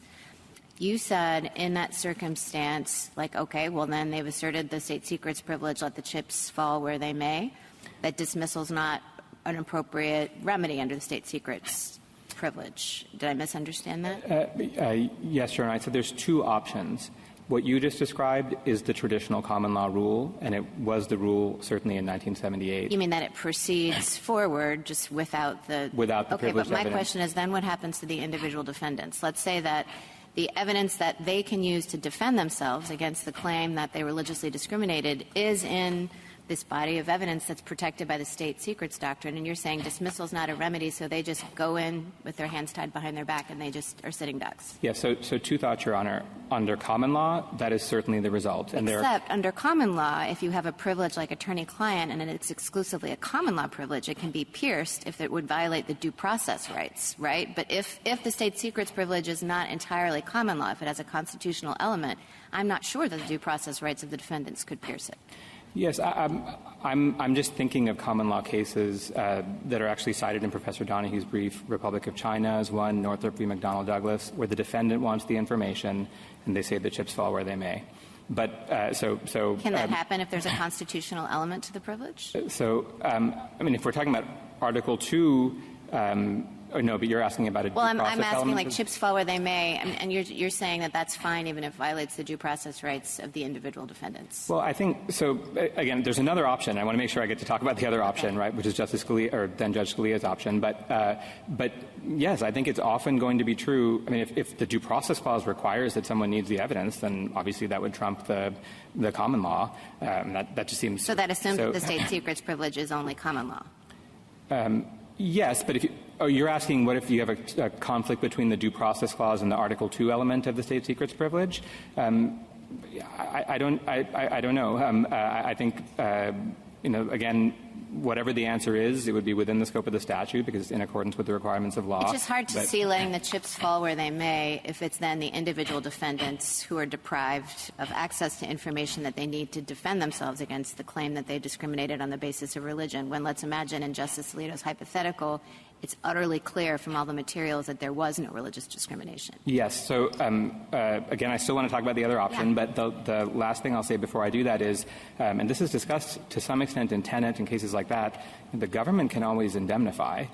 Right. I mean, that when we're talking about people who are working for the government, which is typically what's going to happen in an 1810 case, if you're talking about the mirror image problem, do you let the harm of the due process problem you're talking about or the Seventh Amendment problem you're talking about fall on this side of the ledger or on our side of the ledger? We're out of luck even if they blatantly broke the law. The due process rights, as Justice Alito pointed out, are not the same for defendants and plaintiffs. Yes, the Seventh Amendment rights are certainly the same. But let me get to the other point. I mean, then Judge Scalia, and actually building even on a prior case, Ellsberg, said that the court is, and this has become an In re Sealed case, the D.C. Circuit's rule, and it is the rule adopted by the decision below in this case, is that in that situation, the court can look at the information, as Justice Alito had imagined, decide that, yes, there is no basis for finding that these people were discriminated against, and rule for the defendants. And that actually is what happened in Malario, where the person had a claim that they thought, a First Amendment claim that they thought the court held should survive summary judgment. But they said, but we've seen the evidence and we know that claim is wrong. And so they nonetheless rule for the defendant. And I think that option would certainly be available under the Court of Appeals decision in this case. So I think if you affirmed that option would still be available to them. Yes, we haven't challenged it. We haven't challenged it here. But the very last thing I would say about that is our clients, they may have had real targets, right? But the instructions that the informant says he got and what he did was he went all over the place. And well, I mean, I'm not talking just about the facts of your case, obviously, because how we interpret the statute or what we might say or not say about state secrets privilege has ramifications beyond your case. Understood, Your Honor. Understood. Thank you, counsel. Thank you, counsel. Rebuttal, Mr. Kneedler. Thank you, Mr. Chief Justice. Several points. First of all, we think it makes sense the proper disposition of the case is to review what the Ninth Circuit did decide, not what it did not decide.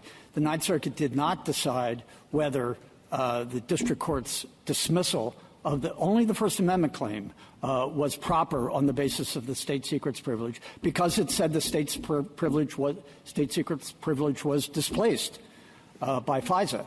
And there's no doubt the privilege existed clearly under Reynolds at the time that FISA was enacted. So there is certainly no reason to think that FISA displaced that well-established privilege.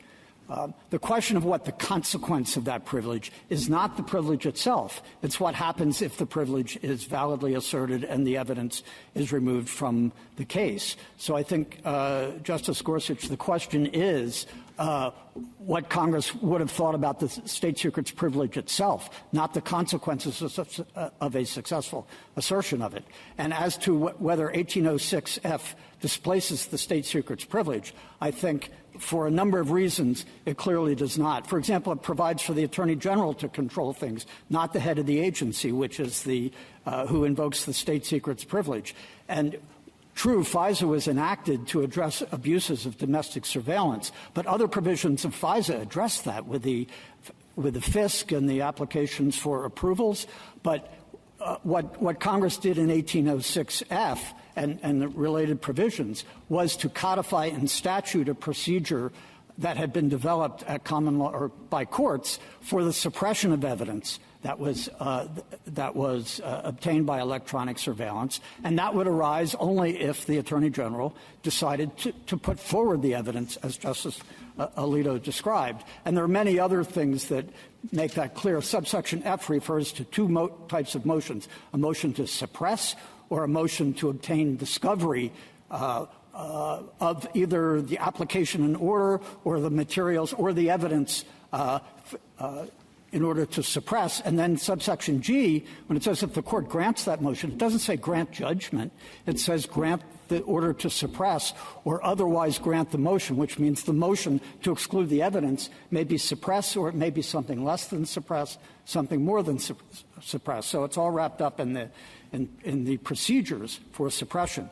On the question of dismissal, we think that it is artificial to separate Totten from Reynolds. Reynolds itself had a footnote about Totten after it discusses the fact that national security information can be excluded. It says, see Totten, and then it describes Totten as a case where the case was not permitted to go forward even at the pleading stage because it was obvious from the face of the pleadings that the case could not go forward because it concerned a state secret. But there are other situations in which it is central to the case, a state secret, such as here they allege that plaintiffs, that defendants violated their First Amendment rights, but the evidence might well furnish a basis for defending against that. That is central to the case in the same way that the contract in Totten and in Tenet was central to the case. And General Dynamics, in fact, contains a number of passages that are helpful, supportive of the idea that dismissal can be an appropriate remedy. For example, respondents say that as plaintiffs, they're happy to make their case and then let the chips fall where they may, putting to one side the threat of blackmail, gray mail against the government in that sort of situation, forcing it to settle or maybe even accept an injunction against it. But General Dynamics says it seems to be unrealistic to separate, as the Court of Federal Claims did, the claims from the defense and to allow the former to proceed while the latter is barred. Claims and defenses together, it's those that establish the justification or lack of justification for judicial relief. The point is, if the issue cannot be fairly, soundly, safely adjudicated without risking disclosure of national security information, then it can and should be dismissed. Whether this arises by the government's assertion of a defense in rebuttal, it's not even an affirmative defense, it is a defense, a factual defense, or whether it goes to the plaintiff's case. And in fact, in General Dynamics, I think it's in Tenet versus Doe, the court also relies on Weinberger, where the case was dismissed because the defense could not be properly asserted due to state secrets information. Thank you, Mr. Kneedler. Counsel, the case is submitted.